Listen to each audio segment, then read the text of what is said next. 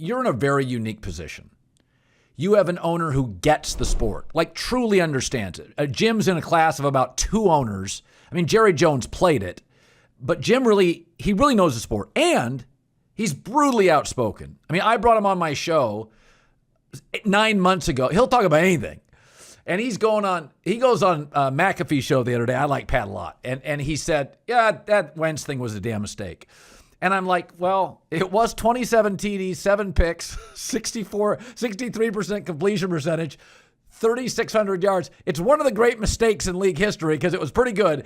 But when you have an owner that knows the sport, will give strong opinions, is that good for you? How do you view that? Because that's rare. The knowledge and the willingness to go and say stuff that other owners won't. It's great for me.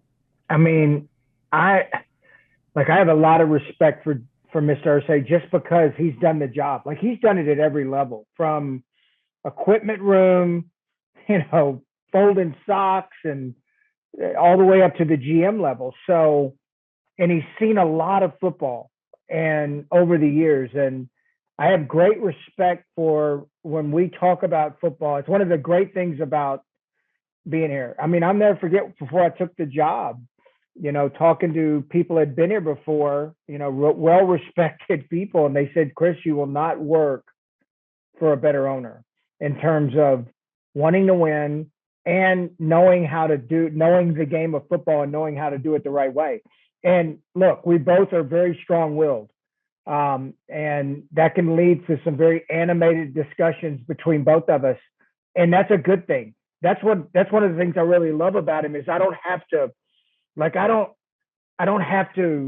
sugarcoat anything. Like, when we have a game on Sunday, he knows what he's looking at. I can't go BS him and, well, he's looking at the same thing I'm looking at. So and I think the only way as an organization that you can really make progress, and this league's hard. I mean, it is really hard. And it is hard to win. But the only way you can really make progress is if you are internally focused on yourself and really having hard evaluations that need to happen and not be worried about people's feelings along the way. I mean, look, we screw things up.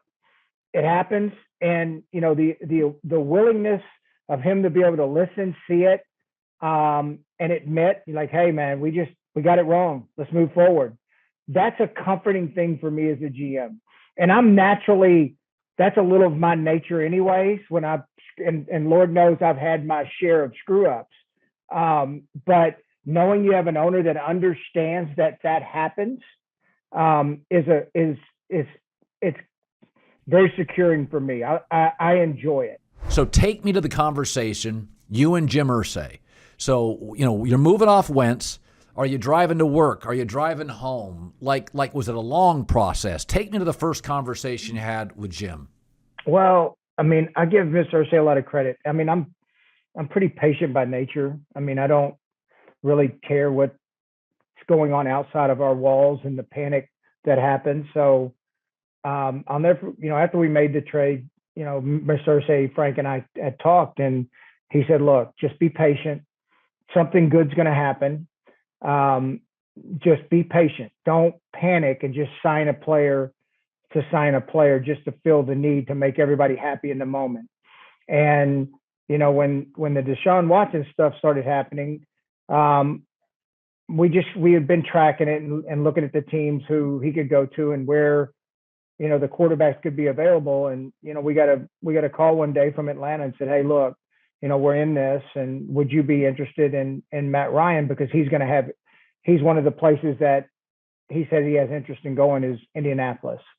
And, at that point, we kind of worked through it with Atlanta. And when they didn't get Deshaun, we stayed in contact. And I'll never forget the night before I told Mr. Irsay, hey, look, this is where we're at. And he just said, Chris, get it done. And I said, good, because I feel the same way. Now, you were blocked, weren't you, by the Texans for Deshaun? That was a story? Oh, that was a story. There's lots of stories, Colin. Half of them are true, half of them are not. So I guess you can block people for a request, right? You can. You have a right to block people? I mean, people call to trade for players all the time, and I tell them no. So how many calls a day do you get from an executive in the league that's not a Colts employee? There's some guy. I mean, I wouldn't say every day, but I talk to. I mean, there's certain GMs around the league that I have tremendous respect for. That there's a trust level there that I do talk to, and some of the same ones that I just have great respect and can bounce things off of, and know that it won't be on, it won't be in the news the next day. And we're pretty active, even though people don't think we are. We're pretty active around the league, and our pro scouts do a tremendous job talking and making sure their contacts around the league are strong and that we know what's going on.